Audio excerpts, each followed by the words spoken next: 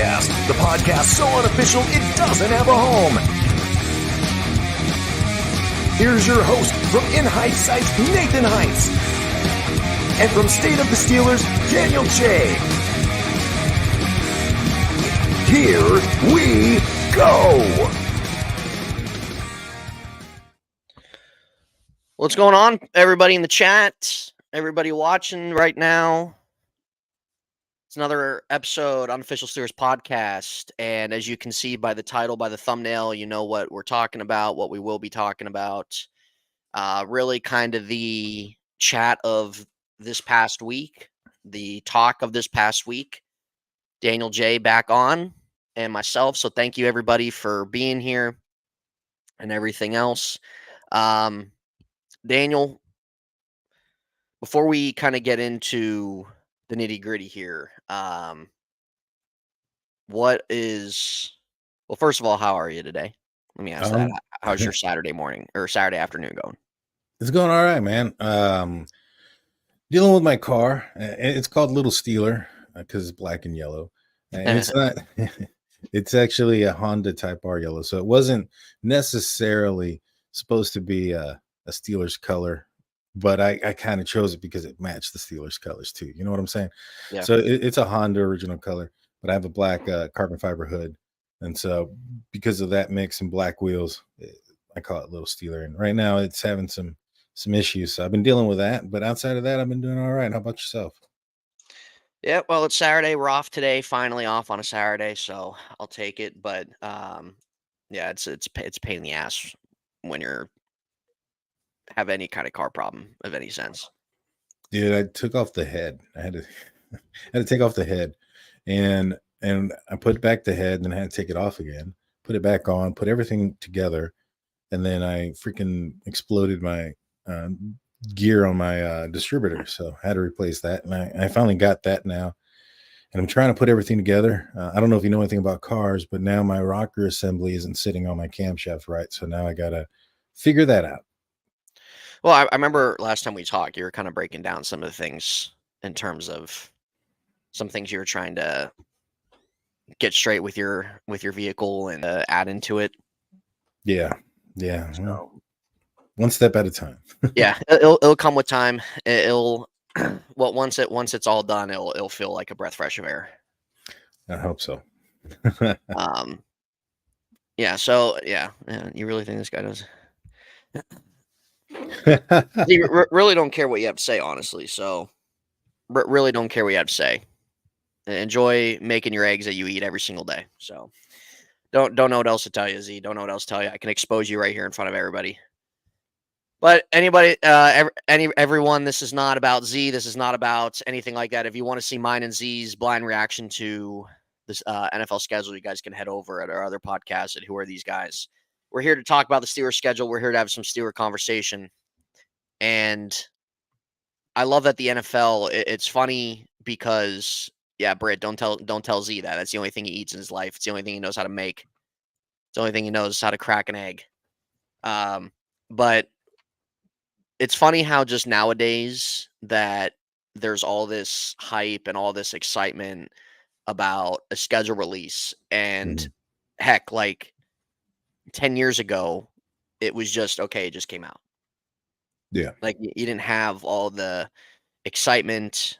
You didn't have all the excitement. You didn't have all the level of all these type of storylines in play and everything that the NFL tries to kind of stir nowadays. It really just kind of came out. Like when the schedule came out. It didn't have like the hype shows. It didn't have the Twitter, Facebook type social media aspect to it. Like those were around, but the NFL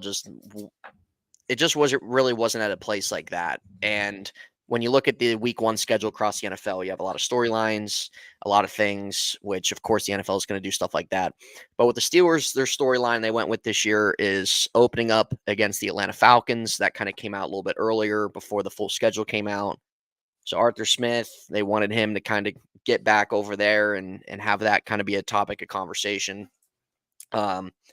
Daniel, before we like kind of really go over the entire schedule, at least like the first couple games, the Steelers are starting on the road. Their first home game is not until week 3. They have one home game the whole month of September. So in terms of like their first month, and as you kind of saw it as it was released and everything like that, what's kind of and not just your initial reaction, but as it's kind of sat and it's kind of been around for a few days now. Do you like their first month? Do you like how it was kind of set up in that way of starting with the Falcons and Denver and then their home opener, everything like that? I'm probably one of the outliers here. I actually think the schedule is favorable for the Steelers, given the teams that they're playing this year, and in the situation that the Steelers and their opponents are in. Now, my initial reaction was, "Dang, this is a very difficult schedule," and we knew it was going to be a difficult schedule. The opponents have been out for a while. The timing in which, the teams fall in, I get it. You have some tough games at the end of the season, but in the beginning there, although majority of them are on the road, they're teams that are going through things just as the Steelers. Majority of those teams are going through quarterback and coach issues. And I just think that it's probably the best teams to face. Now, you're going to have to face them away regardless. That wasn't going to Hmm. change. You know what I mean? But if you're going to go into the season and you have a new quarterback and a new offensive coordinator, you want to play teams that won. In the Atlanta Falcons that's the 17th game, so to speak, right? That's the extra game. That Hmm. is the least important game. So we know that the Steelers have two rookies on the offensive line. They're probably going to have Broderick Jones starting on the left side, which he's not. It's a first-year starter at that side. So you have three pieces in new places on the offensive line, and new offensive coordinator, and new quarterback. And at this point, just George Pickens as a wide receiver. So, I mean, Roman Wilson, he'll probably come along.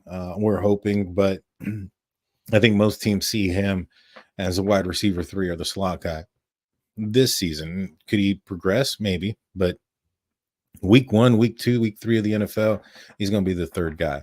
Hmm. Um, I just felt like, all right, so you're going up against Atlanta. This is a team that your offensive coordinator is familiar with. They went through a quarterback situation. He's coming off of a Achilles injury. They drafted a quarterback in the top 10 or first round of the draft that sparked up some controversy and things of that nature. I feel good about that game. I feel good Hmm. that also Atlanta is going to be 90% Steeler fans. So I'm actually, as much as I would have liked the Steelers to have opened it at home, I think this is probably more beneficial for the team, because if they stumble right off the gate like they did last season, at least it's against a team that means nothing in the tiebreakers. Right. You know what I mean? And then as Yeah. Yeah. far Yeah. as like, and then you have what is it? Denver. Who's going to play? Bo Nix. He's a new quarterback, and in Probably. Los Yeah. Angeles, you have Jim Harbaugh. He's brand new there, and he'll be, you know they'll be coming in there. We'll see how Justin Herbert has adjusted to his game plan, and how far they've gotten into it. And then you have the Colts. Um, you know, Richardson, he's going to be playing. He's a question mark. I mean, I know he played well ish while he was out there, but he was very injury prone. And there's more tape on him now. And there's going to be more tape on him by this point of the season. So the first 4 weeks, I'd say you really don't know who your team is. Hmm. And I think that's also going to be beneficial for the Steelers as they're starting to grow Yeah. and become cohesive. And I think it's good that none of those games are divisional games, because just for those things that I mentioned about Russell Wilson, Arthur Smith, and the three new linemen in different places. If we're playing a divisional game in the first quarter of the season, that's a loss. Mm. Because we're going to be going through growing pains at that point. You want to play those guys Yeah. after the bye, after there's no excuses. Offensive line should have already gelled. Quarterback should already be comfortable in the situation, in the pocket. Hmm. That's when you want to play them, and that's when they got them. So Yeah. I'm kind of excited about it, to be honest with you. Yeah. You make it. Excuse me. You make a good point because their first, like, having that sense of newness, and the offense is really an overhaul from last year. Like, it really is. So realistically, it's going to take a bit of time to gel. But when you're able to kind of play these out of conference games or have these out of division games to kind of start, it's definitely more beneficial than not. And opening up against Atlanta should be just a fun game within Mhm. itself. Falcons, new quarterback, new coaching staff, right? They have a young team that's on the rise, at least as it's seen right now. I think too many people though, and this is how I feel every year when the schedule releases, like is it fun and exciting when it does? Yeah, because you can look at each game and maybe what games that whoever you want to go to or people are thinking about going to, whatever.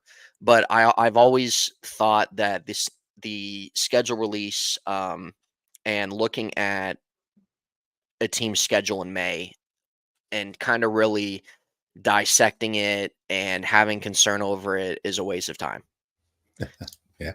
because like too many people, and it's not just for the Steelers or anything like that. Like too many people, fans, media, whatever it is, will look at these schedules and say, "Oh, well, man, look, you look at this stretch of games or this stretch of the month. Like, dude, you don't even know how these teams are going to be come that time. You Mhm. can look at it on paper. You can look at it and take it as it is in terms of how you think these teams will be or basing it off last year. But like, you shouldn't even be doing that. You should be looking at the schedule, look at what games stick out the most. Sure, you can kind of look at it as like, okay, this might be a little bit of a rough stretch, blah, blah, blah. But nobody should be looking at it as anything of really merit until your season starts. Because as we'll talk about it, as like we'll talk about it here shortly, we all know kind of really the main talk with the Steelers schedule is that end of the year stretch. Um, but I think when it comes to the schedule, dude, teams are different every year. Sure, teams can be good as they were last year, but they're not the same team. They're a different team. They have different players. Some of them have different coaches, implementing a different system, whatever the case is. So it still needs to be taken with a grain of salt in terms of how the schedule is. Us as Steeler fans, when we look at the Steelers schedule, it's exciting. Looking at what primetime games, what games we want to go to, maybe more favorable weeks, favorable months, whatever the case is. But we just don't know until as we're in the season. Mhm. So when we look at the first month, yeah, it's definitely more of a favorable month for the Steelers, even though they only have one home game. Even as you kind of get in throughout October, and this is why, like that, Daniel, they got to have a hot start. And I think Mhm. anybody will tell you that. They got to come out of the gate hot. They got to have a good start to their season because even though, like, yeah, your divisional matchups are going to start coming on down the road. Your uh, more tougher matchups are going to start coming on down the road. And like I said, you take it with a grain of salt because come November, December, you don't know how teams are going to be. You don't know Yeah. how injuries are going to play out. You don't know um, if teams are just not really going to be as good as people thought with whatever problems arise for them to get to that point. But you have to take with a grain of salt. But at the same time, you look at it as like, okay, that can be rough. So like when you look at the Steelers, as we'll kind of get a little bit more in the schedule, their rough patch is after their bye week to the end of Mhm. the year. They have a week 9 bye, which honestly, Daniel, I like rather than week 4. What about you? Yeah, I think it's a little bit. Well, obviously, I think it's a lot more fair to have it, in the middle. I hate early ones, unless Yeah. obviously if you have, some major injuries early on in the season, then you want it. But Yeah. at the end of the day, I don't think there's a bad bye week, for the players. I think that at any point in the season, come the first quarter of the season, there's going to be injuries, there's going to be, bumps and bruises and things of that nature, and they're going to want to heal through those things. So there's not Yeah. really a bad one. It just kind of sucks when you get towards the end of the season and if injuries pile up Yeah. and you don't have Yeah. one. That's when it's kind of like the Yeah. crappy part That's about those why I things. like a later bye because that end of the season stretch every year is always really important, especially when you're vying for a playoff spot. So if you're able to kind of get that extra week to reset and everything like that, that's definitely beneficial. Um, Yeah. but as we look at the rest of their schedule and how do you feel about like their primetime games this year? They have 4 primetime games, not counting their Christmas game. I'm not going to count their Christmas game. They have 4 primetime games. You got a Sunday night against home against the Jets, Sunday night against the Cowboys, You got a Thursday night against Cleveland on the road, I believe, and then you have a Monday night home against the Giants. So it seems like most of their primetime games are home. Would you consider the Christmas game a home a primetime game, even though it's at 1? It's on a Wednesday. Yeah, it's Christmas. I don't know. I probably wouldn't, just because it's in that really early window time frame. So I probably wouldn't. Maybe if they were playing like later in the day, maybe. But it's still a nationally televised game. So like if you want to count it, you can. Yeah. But we'll just kind of base it off the 4. But at least like those 4, I think 3 out of the 4 are home. Right. Well, if you add that one into it, the one thing I dislike about them is the fact that the Steelers have to go and beat the Baltimore Ravens on a short week twice. You know, I mean, and I know some people are going to say, whoa, you're already saying they're going to beat the Baltimore Ravens twice. I mean, the Ravens have only beaten the Steelers twice since, Duck? And even in that game, the Steelers should have, if Juju doesn't fumble in overtime. I was freaking there. Z was there. Yeah. So, that game probably should have gone to the Steelers. It didn't. It is what it is. They got 2. A broken clock is right twice a day too. So, that's the one thing I dislike about some of these, like the Thursday night and the Wednesday nights, because they're on a short week, and who they have playing ahead of them. It's usually a physical game. It's a tough game. On a short week, it's going to be, and it's also towards the end of the season. And this is where I think it is a little bit of a disadvantage. Is it's towards the end of the season. It's when bumps and bruises are probably, up there, and you're going into a very physical game, and then on a short week.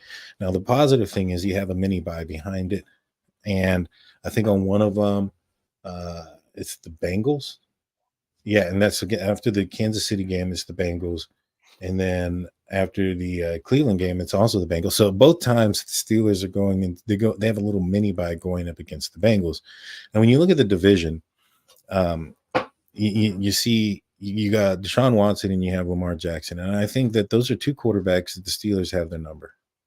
It is what it is. They have their George, number. you're right. That's right. It is on Netflix. You're right. My bad. Yeah. Sorry, no. So they have their number. I don't think they're going to be much as a threat as what Joe Burrow does. Joe Burrow likes to just, he'll chuck it. He'll stay in there and throw it.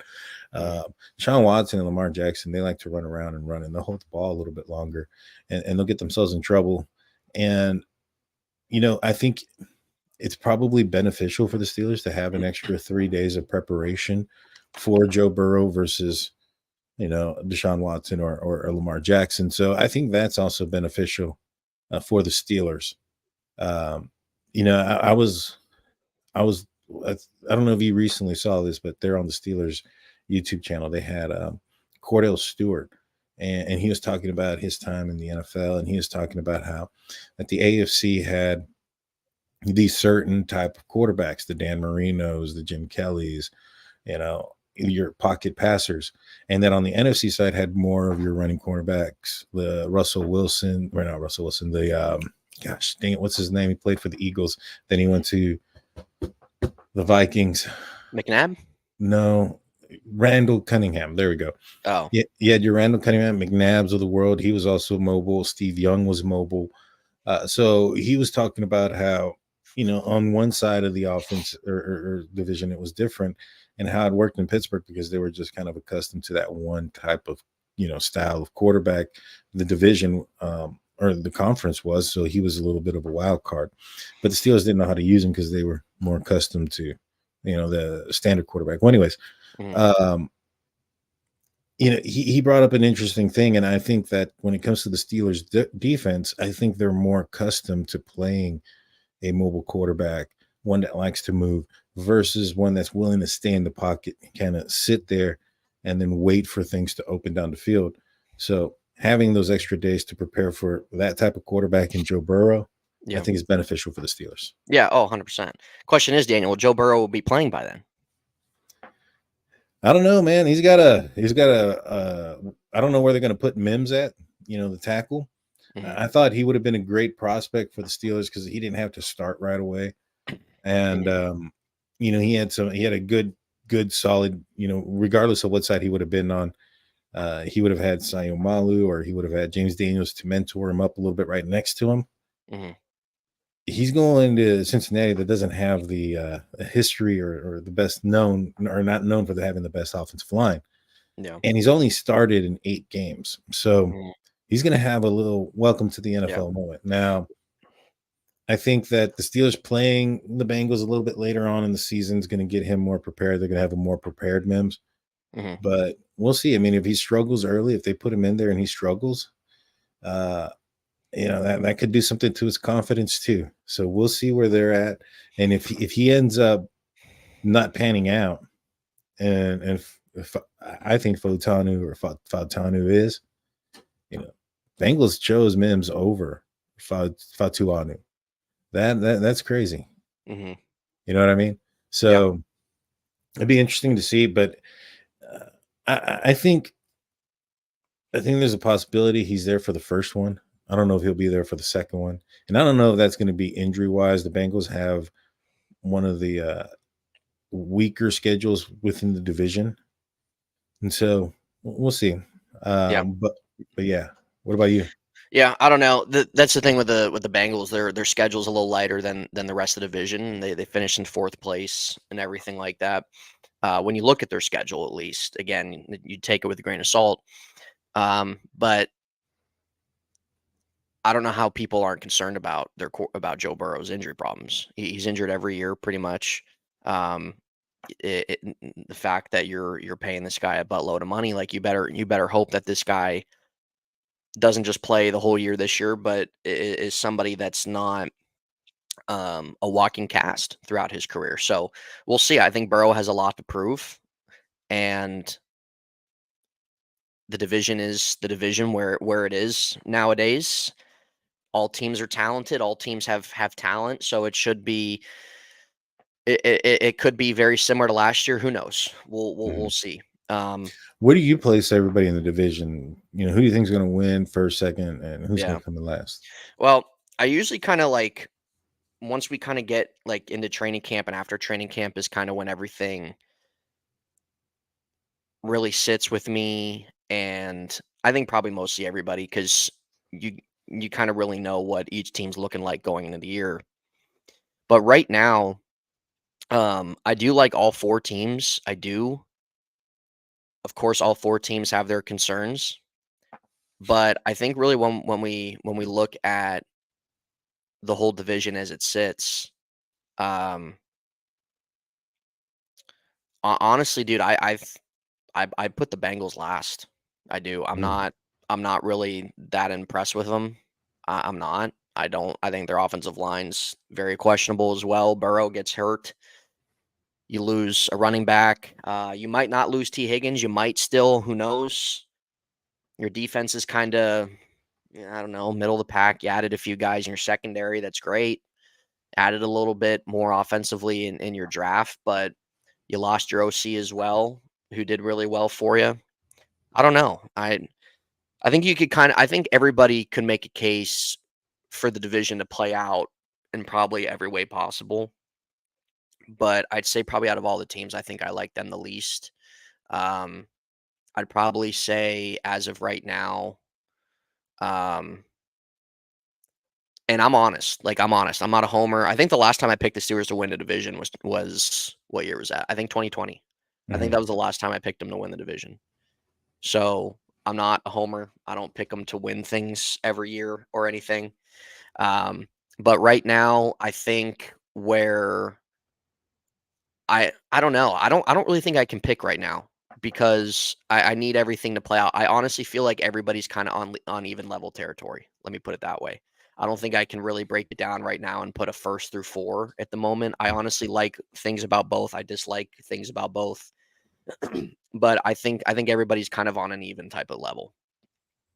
I can somewhat agree to that. I think that the Bengals, their strength of schedule is not as daunting as the Steelers or anybody else in the league. What happened with their outside linebacker or Henderson? Hendrickson.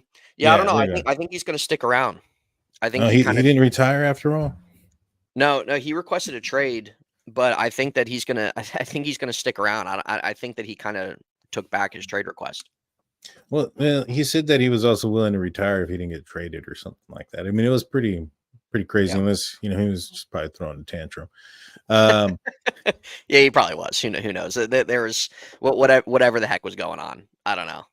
yeah. So, I do think that, in my opinion, I put the Browns in fourth. Mhm, And it's because of their quarterback situation. I have zero faith in Deshaun Watson. mhm. Nick Chubb, he's going to be a question mark. I mean, he had a horrific injury.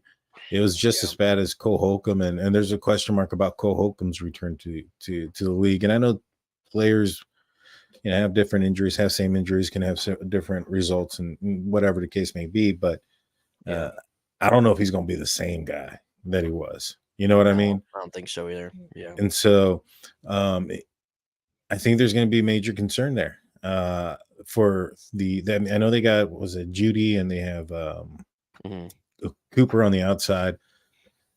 I like our defense, man. I like our defense against them, and defensively, they got Myles Garrett, and they got some pieces there, and that's going to be the question, right? Can the Steelers offense overcome that? But Yeah.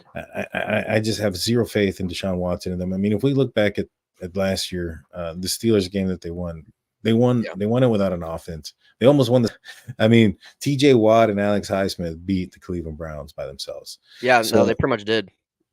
so I just think that team's going down. I think there are some concerns with the Bengals. So it's probably going to end up being a situation, where I think comfortably it's probably going to be a question mark between the Steelers and the Ravens, which it always is, as far as who's going to be that top guy. Now, Mhm. I am putting the Steelers above the Browns for sure. I would say they're probably on par with the Bengals, but I don't know, man. I think you made some valid points about them. Mhm. Uh, Yeah. and I would put right now the Ravens in first over the Steelers, just because the Steelers haven't done anything.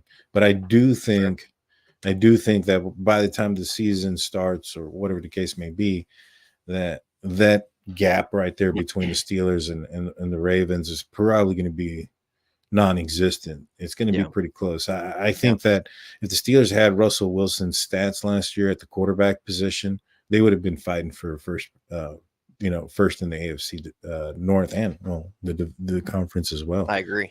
Yeah, I agree. So, I think that's kind of a tale for itself. Um, Real quick, Jeremiah, if you like the Bengals, how you feel about Cleveland?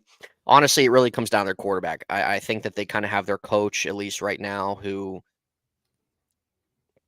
has done probably the most for them than any of their head coaches in the last 20 years. they got rid of the quarterback that did the most for them in the last 20 years, still too. Yeah, that's true too. That's true too. I agree with Daniel. I don't have any faith in Deshaun Watson. I don't like, dude. This is he's 4 years removed from any level of high play at the position. That's a Mhm. problem. That's a problem. That's concerning. I don't care what any Browns fan says. Browns fans can talk themselves into it all they want. The guy's been injured the last 2 years. The guy's shown nothing since the Browns have got him. That's not me hating. That's just reality. If that was a Steelers situation, it'd be the same thing. I'd be very concerned too. Mhm. So I think he's really the main focal point. They're coming back with a lot of similarity defensively. Um, they're coming back with that. Their offensive line, they've kind of really have had intact for a little while. But it really kind of comes down to that. So I could maybe make a case for the Bengals or Browns, pick or choose. Yeah, you pretty much can, Z. You can. That's what I said. Like you can really make a case for every possible scenario, honestly. So, um, yeah, no, it definitely was. But yeah, let's look at the rest of the schedule here, Daniel, and I'm just gonna pull it up real quick so I don't make a mistake on anything. Um, and I'm gonna put it on the screen so we can both look at it. Um, let's see. Well, I mean, before we skip go too far past the bye week, what do you Uh, think the Steelers' record could possibly be at the bye week? um, one second, I want to find just the whole freaking thing. There it is. I think that's it. Okay. Yeah, that's it. Cool. Their record come their bye week. So we have okay. Um, I think best case scenario for them is probably looking at maybe 2 losses. I think if they could find themselves sitting at 7-2, maybe a 6-3, that would be best case scenario because your first this is what I mean why they got to have a hot start. You have Atlanta, you have Denver, you have the Chargers, you have the Colts. Those 4 games you got to have a hot start. Sunday night with Dallas, then you're on the road to Vegas, then you have the Jets and the Giants. If you drop 2 of those, I think, and sit at 7-2 going in your bye week, I think everybody be happy about that. I think that's the best case scenario there. Realistically, I think probably maybe a 6-3 would probably be a realistic aspect on that one.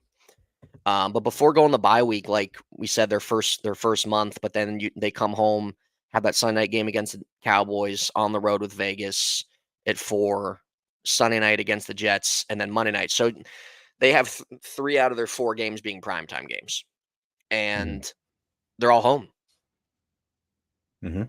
So that's pretty big. So really, when you look at that aspect, that's what I mean. You got to have a hot start. You have your first 4 games, which should be favorable.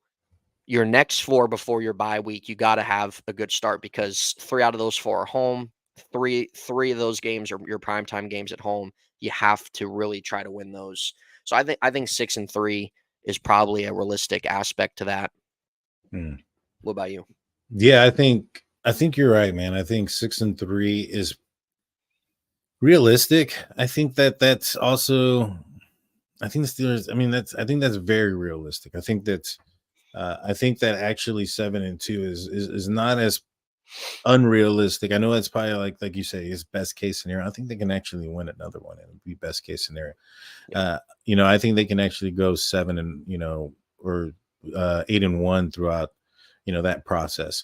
But it would be. But I mean, they're playing Atlanta, quarterback issue, new health issues, new coach, new scheme.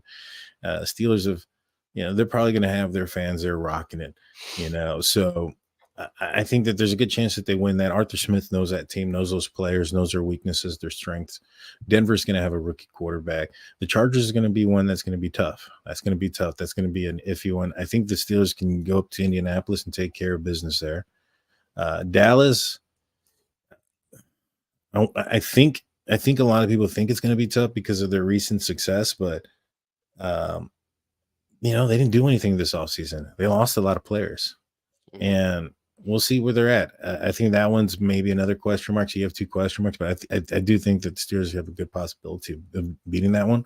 Yeah. Vegas don't have a QB. The Jets, they got Rodgers, but will he be there? Yeah, that's another thing too. Is it? Well, what's so funny looking at the NFL schedule every year is like you can look at all these primetime games and everything like that might look exciting and everything, but it's such a high percent that every single year when you look at it and then these primetime games happen, really these top guys aren't playing. They're not playing. The game ends up being a dud. Et cetera, et cetera. So, and that it's going to happen this year. It happens every year. You can look right now at the Monday night, Thursday night, Sunday night schedule and say, okay, wow, like these actually are really interesting games, everything like that. Well, come the season, they're probably not going to be because that's the way it goes. Every week changes. Players are out, players are in, and it sucks. It's like that. But yeah, will Aaron be playing that game, or is it going to be Tyrod Taylor? Yeah, I mean, that's the big question mark there. Is he going to play? Even if he is playing, he's coming off of an Achilles rupture. Yeah. I think he may have rushed that a little bit. I don't know how there's like no concern on that. 41 years old, coming off a torn Achilles. No idea. How's there no concern over that whatsoever? He probably spiced up the the doctors herbs and the freaking. In there, he talked his way into it. He jeopardied that thing. Yeah. And so I don't know. I mean, they got a pretty good defense. They got some players. They got some players on offense. I mean, they're not an easy team, but this is a primetime game at home. The Giants, I mean, you're always due for a trap game, but this team is so young and they're trying to get things right, especially offensively on the offensive line. I don't think that they're going to have the opportunity to look at a team and say, "Oh, this is a trap game. We're destined to win this game no matter what." At least not at this part of the season. And Well, so, they just shouldn't even have that. I really just don't understand like that whole aspect when it comes to football mhm, with like a trap. Like just why? Like why you play once a week? Why are you looking past anybody? yeah, Why do you go in with that headspace, that mindset, or anything like that? Like a lack of discipline going to a game. I just don't understand that mindset that if that is the case, like with teams and everything like that, of course they would deny that, but it's happened. It's happened yeah, where they've overlooked teams. Players have come out and said that. Like I just don't get it. I just yeah. don't. I mean, it's just human nature sometimes, I guess. You look at a record and you think that Yeah. you're better. But I mean, I think the Steelers have done a good job about, getting rid of some of those players that had maybe that toxic mindset um going into the, certain games and whatnot. So we'll see. We'll see. But yeah, I think it's very much plausible. And then right out of the bye that you got Washington. Mhm. The Steelers, they could easily be freaking eight and what, um 2 at this point. Yeah. And if they're 8-2 and they split the division, I mean that's already 11 wins. Yeah. I think they're really set as a team to be better than last year. I'm not saying by a huge margin, but I think that like they could even finish with the same record as last year and win 10 games, and you could I think that you can make a fair argument, fair assessment that they would just be a better overall team, if Yeah. that makes sense. So I don't know. I think that they're in a spot as a team where I think that they have a shot to win a playoff game. Will they? I don't know. I like who knows.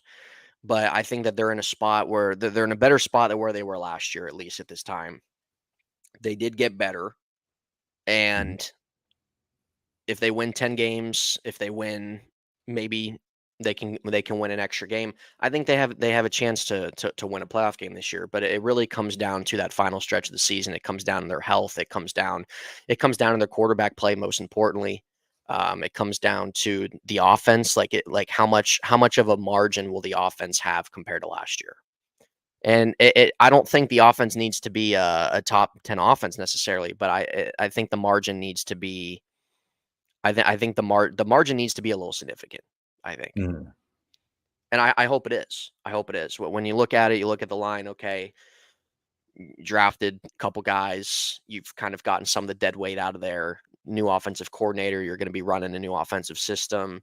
Um, you got two new quarterbacks. So you would think just from as we know now and as we sit right now that the offense would be better. But we just have to wait and see. Come the season. So I hope so. I hope that it is, um, especially with who they face and go up against. That they need to score points. They need to score more than 13 points. I don't Mhm. understand how there's still people out there that think that that was okay and that think that that was a winning recipe. I don't understand that. But that's a whole nother debate and a whole nother topic for another time.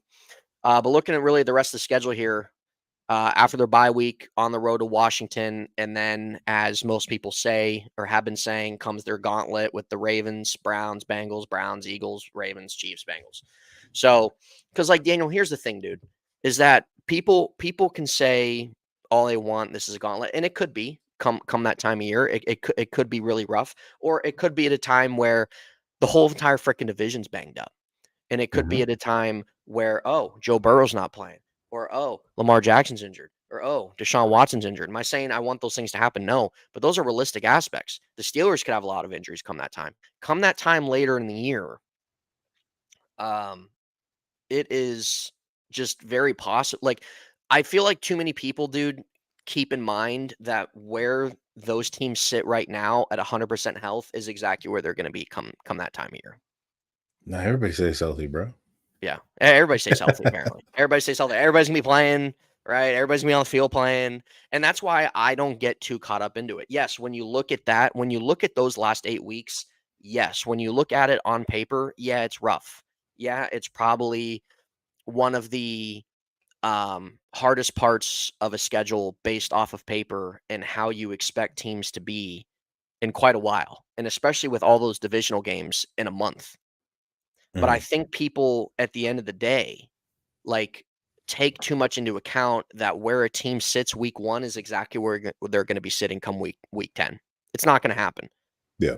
They're going to be a different team, whether that's through injuries, poor play, better play, whatever the case is. So anybody freaking out about that, whether that's media, Steeler fans, whoever it is, need to relax and need to just let everything play out. Yeah. Because when you look at it, sure, it's daunting. It's a little intimidating playing all those divisional games back to back, and then you have the Chiefs and the Eagles in there. But when you look at how every season goes every year, teams are in a different space come the end of the season versus the first month. It's Mhm. just it's different. It's not it's different, and it could end up even working in the Steelers' favor for all we know. So Yeah. people just need to relax, take it with a grain of salt, let the season play out when that time comes. So it's fun to fun to speculate, make predictions, right? Everything like that. Everybody does it for their teams, but take it with a grain of salt. Things are probably going to be a lot different come that point in time of the season, and that's why I'm not worried about it. It doesn't bother me at all. Yeah. And to be honest with you, like this, or let's break it down to the first 3 games of Yeah, this gauntlet.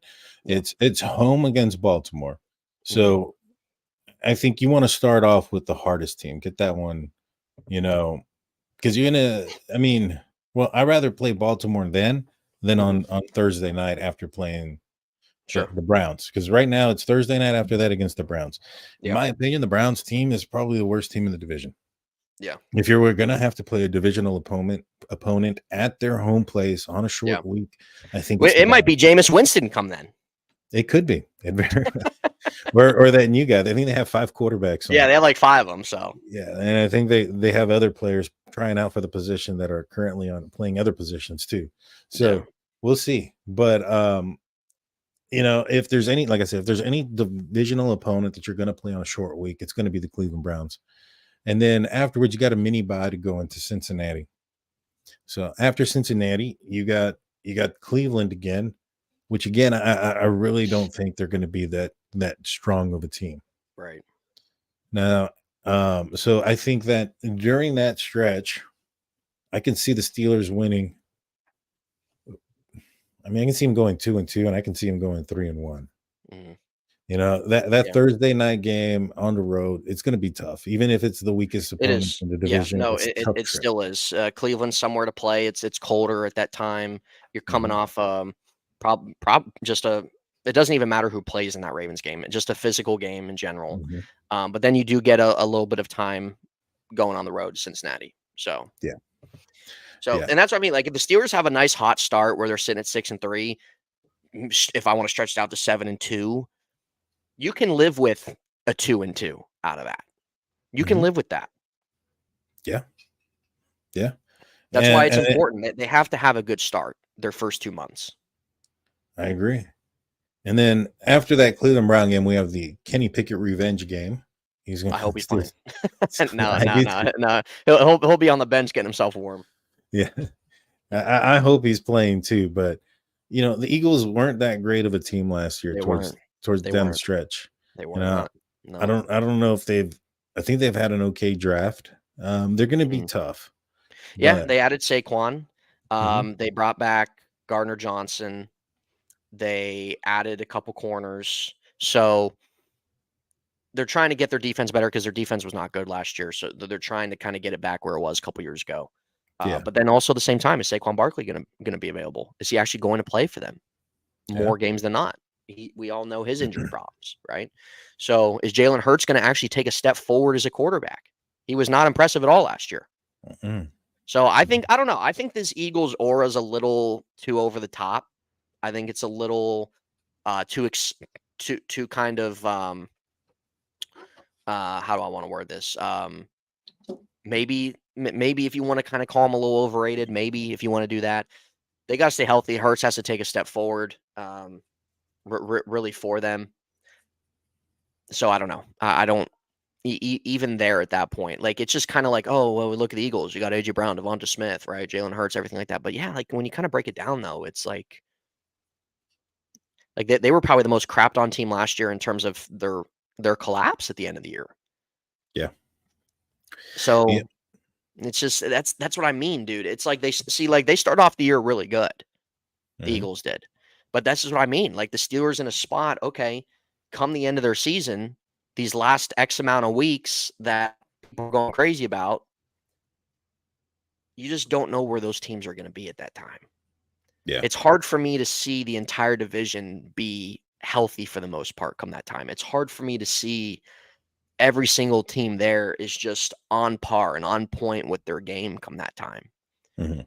And that's the way the schedule goes. Like that's just, or not the schedule. That's just the way the season goes. Daniel, I said the same thing on the show. Dude, last year, you remember how many people were saying how much of a juggernaut the AFC is and that the Steelers Yeah. are going to be lucky to win 7 games? Mhm. 8 games just because of how they're like, look at all the quarterbacks in the AFC, right? Yeah. How'd that turn out? Steelers ended up making the playoffs, won 10 games with 3 different quarterbacks. The best one, the last one. It never ends out being what the media or the NFL or fans or anything like that expect it to be. It's always freaking overhyped, dude. It always is. I don't know, for whatever reason, people just do not factor in to all these different things that happen every single year. Your injuries, your teams just aren't as good. Your coaches just aren't as good as you hope. That like these newer coaches that come in, right? Certain losses on a team or certain free agents that you bring in, it just doesn't work. It doesn't fit. Like, dude, it happens every freaking year.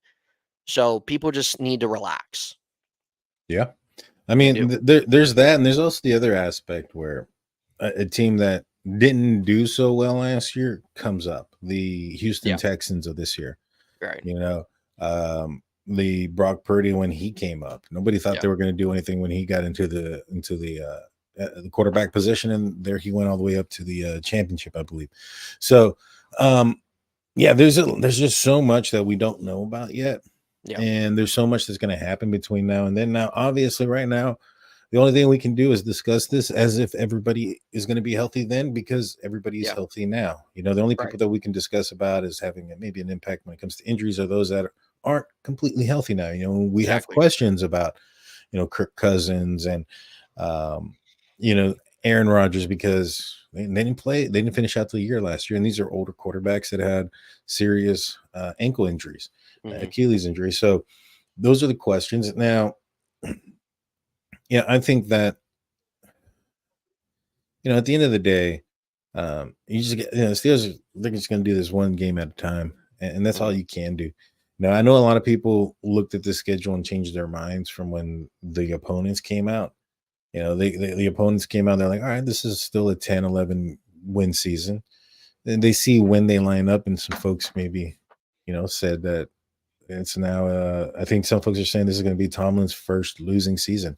I think Yeah. that's a big stretch. I I've think been it's a hearing that the huge last 5 years. stretch. Yeah, that's true too. I've been hearing that the last 5 years. That is true. But to finish up the schedule, it's after Kenny Pickett revenge game. It is at Baltimore, and then it's 2 home games against Kansas on a short week and the Bengals on a short week. Now, Kansas plays the Texans the week before, also on the Saturday before they play the Steelers. So they're going through some of the same things, but Yeah. I believe their game is a home game the week before, and the Steelers is an away game. I would prefer to play the short week at home versus away, no matter what. Yeah. So this is still very tough schedule going down the stretch there. The Steelers are very, Z, if you're still here, you might want to cover your ears, but the Steelers have Baltimore's number. It doesn't matter who the quarterback is; they got their number. Yeah. Uh, That's proven. Kansas City, however, has had Patrick Mahomes has had the Steelers number. I mean, it's just Yep. the same, but Russell Wilson beat Patrick Mahomes last year. True. I don't know if y'all remember that, but he did. True. Yeah. He also beat Justin Fields in a very crazy game too. So, or maybe Justin won that one. I don't remember. But we'll see, man. We'll see. Yeah. And the Cincinnati game to finish it, we'll see who's playing for what, if both teams Yeah. are playing for something. Right. If both teams are playing for something, it's at home game. We'll see.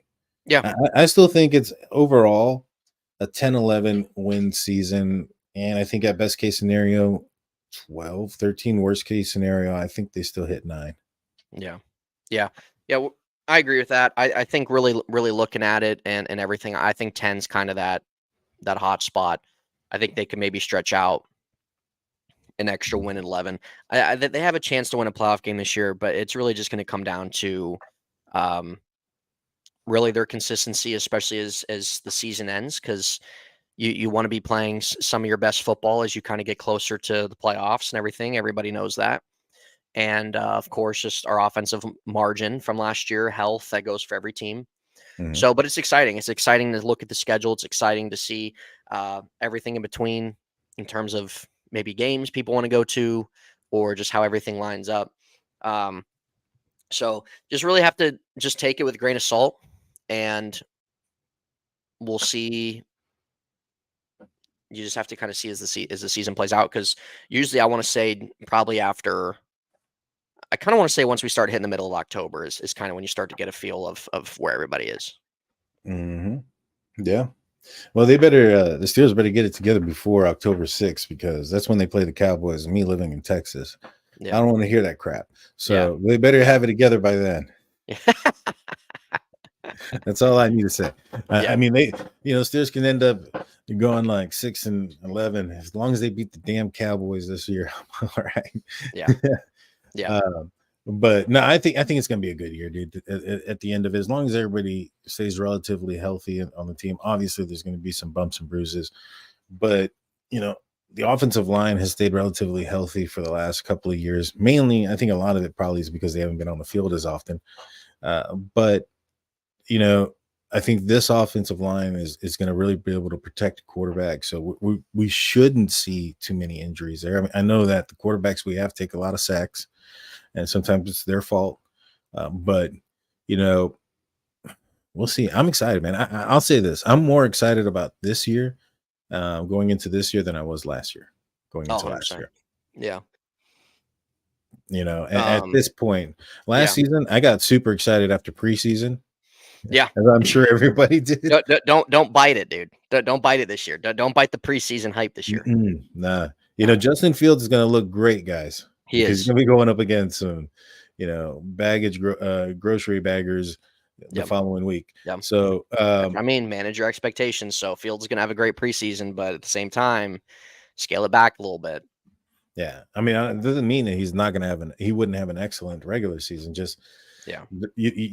Kenny Pickett has probably scorned a lot of people from getting excited about anything in preseason. Yeah. It doesn't have to be the quarterback position; it could be anything. Right. Exactly. So, is preseason going to be fun? Yes, it's going to be fun to see both guys out there. It's going to be fun to see some of our rookies out there. Everything else, there's going to be a lot of conversation during preseason. Mm. But at the same time, you got to take it just like with the schedule. I said, grain of salt. We all know it's preseason. Don't get yourself too over the top. Before we end here, Daniel, what is your opinion on the Cameron Hayward extension conversation? Well, first, I'm going to say this before we get off of the schedule stuff. If anybody's interested in tickets, I am a season ticket holder. I am selling majority of the games. I've already gotten. The Cowboys game is already sold. I think the Giants game is already taken for, and I'm going to be going to the Ravens game. And so if you want to see me out there, me and Steelers fan, I'm trying to get Steelers fan to go with me. If she does, me and her have never seen the Steelers lose while we're in the building. So that should be a victory for the Steelers. This is going to be the Steelers Ravens game. It's one of the best ones to be at, right? And so if you're interested, hit me up on my email, state of the Steelers @gmail.com, and we'll work out some of the details. As far as Cam Hayward goes, I mean, I understand he's been a staple point for the Pittsburgh Steelers defense. He's a captain. He's a leader, but father time gets everybody. And last season he got hurt in training camp, and he never got healthier again. And one of the issues with age is those soft tissue injuries, those nagging little things are more occurrent, and they stay and linger a little bit longer. And I think that that's what we started to see a little bit last season. I think it's a huge risk to go in there and say, all right, Cam, we're going to give you a 3-year extension, and knowing that you weren't healthy the entire year before. Now, he hasn't participated in anything voluntary yet, so they haven't even seen him moving around yet. So, I mean, that's like buying a car unseen on Facebook or Craigslist. Right. Yep. Just like, all right, yeah, I'll give you $12,000 for this car that looks really nice in these pictures, and I'll pay you now before I even go and look at it. You know what I mean? So I think that's an issue. I think that realistically, I don't think that. Well, who's the general manager? It's Omar Khan. Omar Khan is a businessman. I think he understands that it's not a good investment to be investing a long-term deal into somebody who, well, let's face it, how many players are out there playing at his age in his position? Right. Not very many. And how many are playing at a rate that should be paid this amount? Not many, if none at all.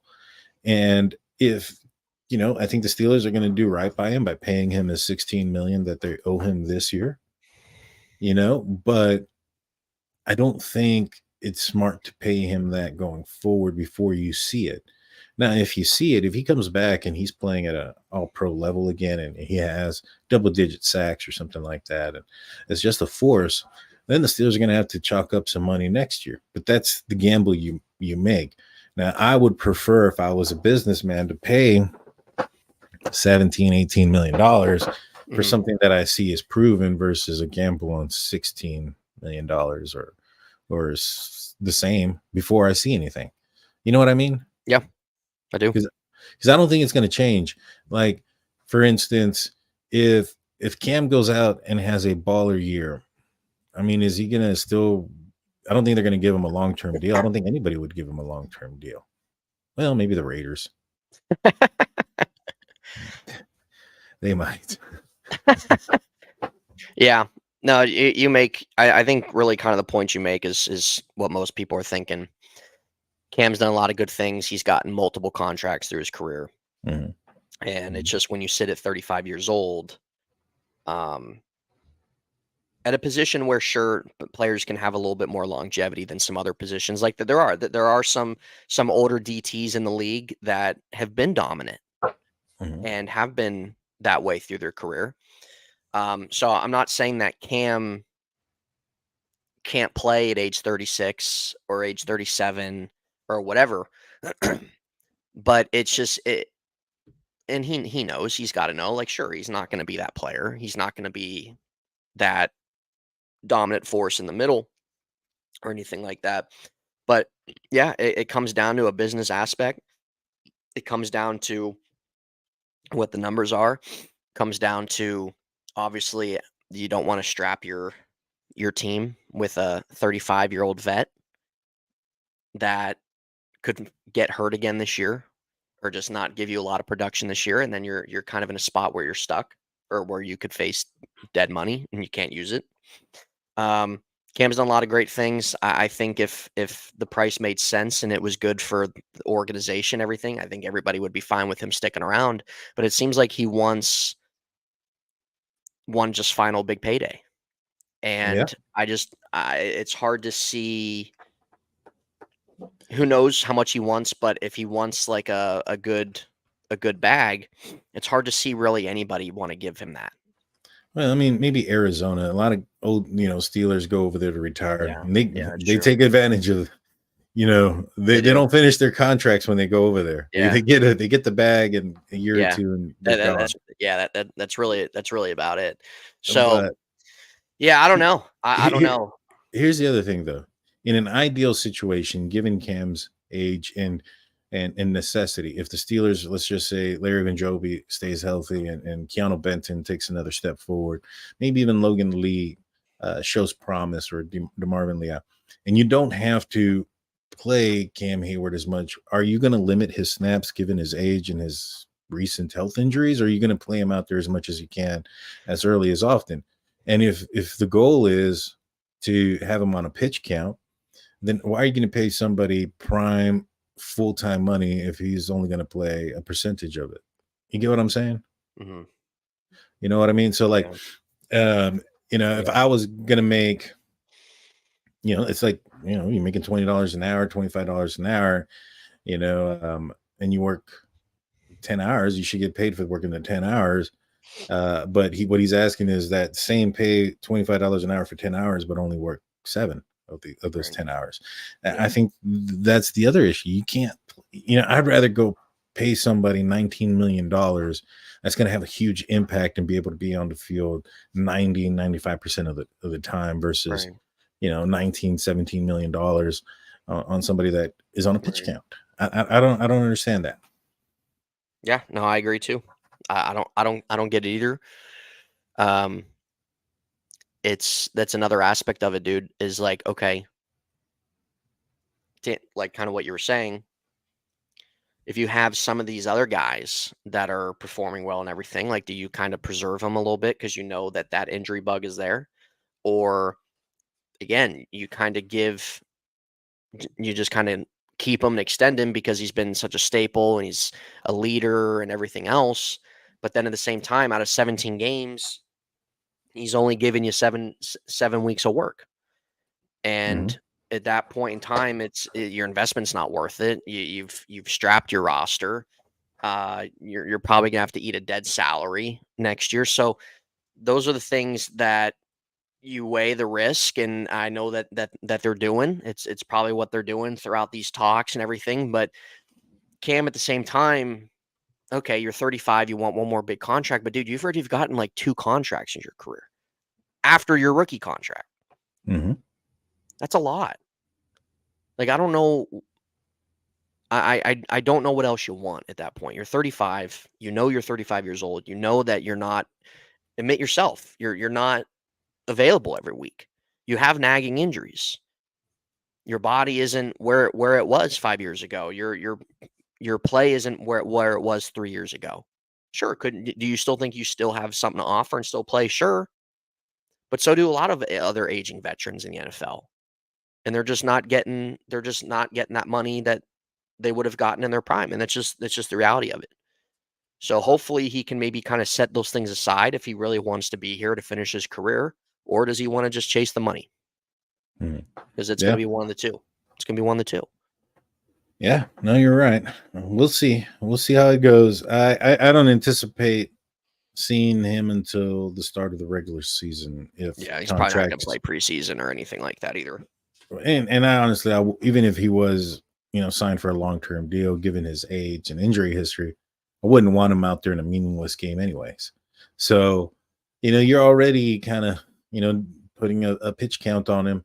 And like I said, I mean, with 19 million, because I think that's what Sports Track is projecting his annual salary for the next 3 years. They said that they're projecting a contract of 3 years, $58 million. And I'm like, you're going to pay somebody $19 million when they're 38? Right. I don't get that, man. Right. And I think that with that same amount of money, when we have holes, man, you can go get a freaking cornerback from hell or another defensive tackle. You can get a shoot. I mean, you could got Patrick Queen for 13 and still had 6 million to go pick up somebody else. So it's just, to me, financially, and given who the general manager is and his background being the finance guru, I don't know, man. I think you have to know when to hold them and know when to fold them as a business as well. And I think that might be coming pretty soon. Yeah, no, I agree. He's on the last year of his deal. He'll play this out, I'm sure, even if he doesn't get an extension. Honestly, Daniel, I feel like that might be. I don't know. I could really see it happening both ways, where the Steelers budge a little bit just because of what Cam's done for him and what he means to the team. I could also see it of just where nothing gets done. But what's the value that he brings to what he brings to the team? I mean, the Steelers haven't won a playoff game in how many years? And he's been a I'm just saying, leader. just based off what he's given them in their past, and No, I get it, but the Steelers Certain need teams, everything like that, they like to just kind of keep certain guys around just because of what they've given them in the past and everything. I'm not saying that should happen or anything like that. I don't think that they should extend them if it's going to. right. No, and I get that. I mean, that's one of the things though that made the Patriots so successful is they Mhm. didn't care about those things that you did in the past. Yeah. If once you became, like, you know, started to go downhill, or they felt that they could get some sort of capital back for you, they did, and Mhm. they didn't care who it was unless it was Tom Brady. And I think that's one of the reasons why they maintained their success. You know, if this loyalty to the fault, which I brought up earlier, Mhm. is really that can really hurt this team. You know what I mean? Because if he ends up getting hurt, and you don't use that money to address it with somebody that can fill in the position full time, then you really put yourself in a hole, and a deep one at that, in my Yeah. opinion. Yeah. No, I agree. I agree. I agree. So it's gonna be a news conversation, Steeler related throughout the summer, and we're almost done in May, so we'll be entering June. Mini camp's gonna happen. Voluntary OT, or not voluntary. OTA is gonna be happening. Mandatory mini camps gonna be happening. So we'll see, kind of see like what happens out of there. I'm still hoping that over this summer they still make a move for receiver. I just, I don't know. Do you think it's gonna happen or no? I mean, they're talking with Michael Thomas. I honestly hope that doesn't happen. That guy, he he's already had a lot of off the field issues, and off the field issues with his quarterback. While he was, I think he missed 47 out of 60 possible games, or 57 possible games, Hmm. with an ankle injury. And while he was injured on the couch, he was talking smack about his quarterback, Derek Carr. Right. So, you know, I don't know if you want that. I mean, there's going to be some growing pains with this team with the quarterback position. There was some growing pains with the Saints with the quarterback position because it's a new guy there, or it was a new guy there, and he didn't care about that. He didn't care about the organization. He didn't care about those things. He wasn't even on the field. Now, you know, that tells you that he really wants to win. He really wants his team to win.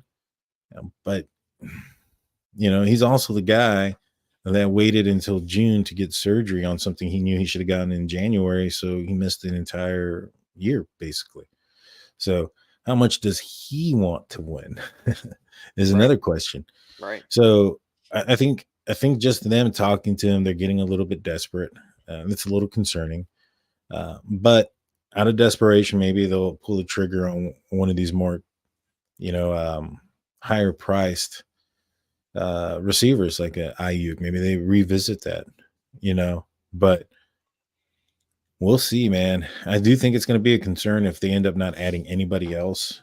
George Pickens, I think he's an excellent talent. I think he's Yeah. working with a route runner, Mhm. God or whatever they call him. Yeah. He worked with Deontay Johnson, and that's going to be helpful. But you know, I just don't know if he has the right. I don't know if he has the right build to be that, you know, Deontay Johnson, Antonio Brown, Santonio Holmes type of receiver. Yeah. And I don't think like he really needs to be like I'm all for wanting him to kind of transcend into your top dude, but it's just the point where the Steelers have to figure out somebody aside from him. So whether you kind of revisit talks over the summer, whether if it's a DK, whether if it's an Ayuk, I think Cortland Sutton, would I welcome him? Absolutely. But he has a lot of similarities to George Pickens, in my opinion. Debo Samuel, thing with him, he just can't stay on the field. So those are maybe some talks that resume. I feel like that these teams, before we get off here, I feel like that these teams are just sitting in a spot of where just wanting to see what they have. And a lot of those teams drafted receivers earlier in the draft. And you see what you have, you see what the summer brings you. And the 49ers, for example, you start to kind of feel comfortable about Ricky Parcell. You start to feel comfortable about that Cowing kid that they got in the middle of the draft. Maybe they start to feel okay. I think that these guys, we need to kind of give them an opportunity is the Young Bucks, and we can move a Debo or somebody like that. Mhm. I think that that's something that could happen. The DK Metcalf stuff, it makes more sense to acquire him after June 1st for Seattle's end. So that could maybe be something that's visited. I don't know.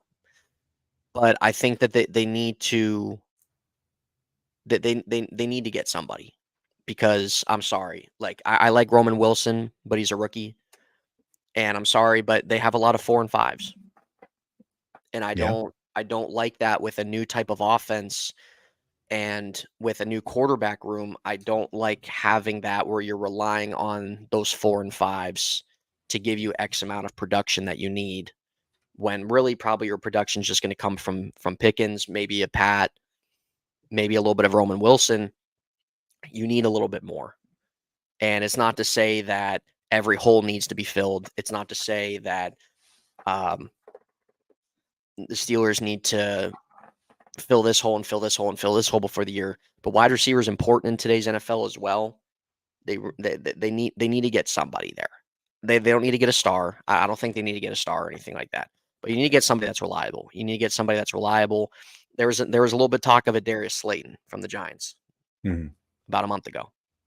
He's not a star. He's not this sexy name on paper like Brandon Ayuk or DK Metcalf is. But he's somebody I think that can bring them, aside from George Pickens, something that they're looking for. And he's a different type of player. He's that type of separator-esque type guy that you like to have out there. And he's been the Giants' kind of lead guy the last couple years. Maybe that's something they look at. I don't know, because maybe he would be a little cheaper than some of the others.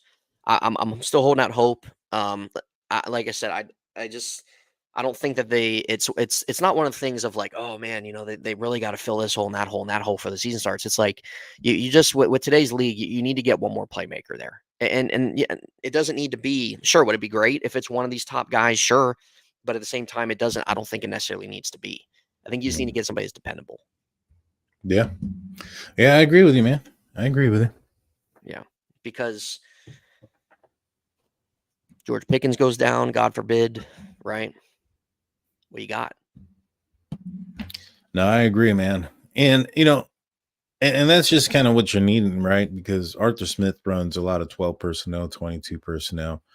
So, they really just kind of target one receiver for the most part, but just going in with one that you can kind of count in, that's a risk, man. That's a huge risk. It definitely But no, is. I agree with you. Yeah, it definitely is. I think they will. I feel like that they will, just because they've put a lot of time and effort probably into talking to people and trying to get somebody. So I think they will. It's just going to be a matter of how much impact that guy's going to bring. So I think it will happen, but probably not till, I think, sometime later in June. Yeah. Just based off of everything starting up for teams. So I don't know. But other than that, guys, Daniel and I are going to leave it here, breaking down the Steelers schedule, kind of giving our thoughts on it, certain games that we're looking at. Obviously, that back stretch that everybody's talking about. That Cam Hayward extension, Steelers possibly add another wide receiver, everything like that. So hopefully you guys have enjoyed this hour episode of the Unofficial Steelers podcast. Daniel and I will be back possibly next week if there's any type of news or really anything. Really, this schedule, it just kind of really seems like the last big thing to happen before they start to go to mandatory minicamp, and then your OTA start happening, everything like that. So hopefully there'll be some news and certain things to talk about. Daniel and I will also do some other shows, I'm sure, where we just kind of, I don't know, maybe as we kind of get closer to training camp, everything like that, kind of giving our predictions, or maybe just kind of final thoughts going into things. But that's not till a couple months from now. So we'll see. We'll see if there's really anything worthy of talking about, any news that comes out within the next week or two. So our next episode will be on Daniel's side. So make sure you guys are subscribed over there, who's been watching, as I'm sure pretty much all you guys are. And you'll be able to kind of see when we decide to go live next. So other than that, everybody, Daniel, thanks for coming on. It was a good conversation, good talk, looking over the schedule. So we'll see what happens. I hope that there's some relevant news of at least a couple of things we talked about. It kind of keeps things interesting, keeps things fun. But I don't know. We might go into a dry spell here. I'm not sure. Yeah. So Yeah, we might. We might have to wait and see on that. But other than that, guys, thank you everybody in the chat. Always good seeing each and every one of you who come in every time. For anybody that's new, welcome. Thank you guys so much. So we will see you guys next time on Daniel's channel. Have a good weekend.